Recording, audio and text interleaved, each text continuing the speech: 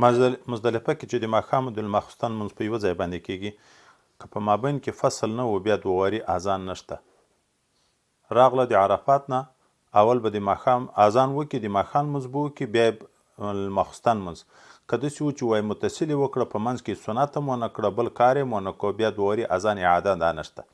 حضرت عبدالله ابن مسعود رضی الله تعالی عنه چې راغی د ماښام لمونځ یې وکړو بیا د ماښام د لمانځه نه بعد 2 رکعته سنت وکړه د ماښام د هغه نه بعد بیا د ماخستن ډوډۍ وخوړه سامانونه یې کوز کړه د اوښانو نه فصل راغی په مابین کې نو چې فصل راغی د فصل نه بعد بیا د واري چې د ماخستن لمونځ کوو د واري بیا اذان چاته امر وکړو اذان یې وکړو اقامت نو که داسې و چې فصل په مابین کې و بیا خو د اعاده د اذان و د اقامت ته مې که فصل نه و بیا اعاده نشته